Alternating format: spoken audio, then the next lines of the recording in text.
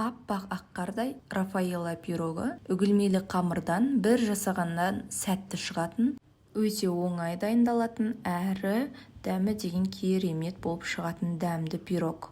Бірге жасап көрейік. Ең алдымен бізге жұмыртқа, қант және үй температурасында тұрған сары майымызды салып, қасықтың көмегімен араластырамыз. Және де қопсытқыш үстінен електен өткізілген ұнымызды салып, қамыр илейтін боламыз. Қамырымызды әдемілеп илеп алғаннан кейін мұздатқышқа сала тұрамыз. Оған дейін біз салмасын дайындайтын боламыз. Қаймақ, кокос ұнтағы, крахмал және жұмыртқаны араластырып, әдемілеп салмасын дайындап аламыз. Оның үстіне осындай қойытылған сүтімізді салып, мен 3 желанияны қолдандым.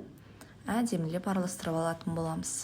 Араластырып алып болғаннан кейін формамызға осылай етіп әдемілеп жайып алып, шанышқының көмегімен тесіп шығатын боламыз. Үстінен салмамызды құйып, қызып тұрған пешімізге саламыз. Міне піскенде осындай болып шығады. Көтеріліп кейін кішкене суығаннан кейін үстіне ақ шоколадымызды құйып, ақ шоколадымызды осылай бір келкектіп жағып алғаннан кейін үстіне кокос ұнтағын осылай себетін боламыз. Және де Рафаэлло шоколадтарымен безендіреміз. Осындай керемет әдемі пирог шығады.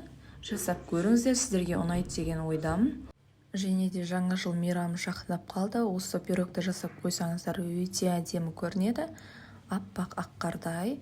Және де мінекей кесіп көрсетейін. Кесілгенде де өте әдемі. Қамыр деген үгітіліп, осындай дәмді пирог шығады. Менің каналыма кіріп қарап отырыңыздар. Жаңа жылға керекті неше түрлі салаттардың, пирогтардың рецептерін салатын боламын. Сіздермен болған Әйгерім Бақытқызы.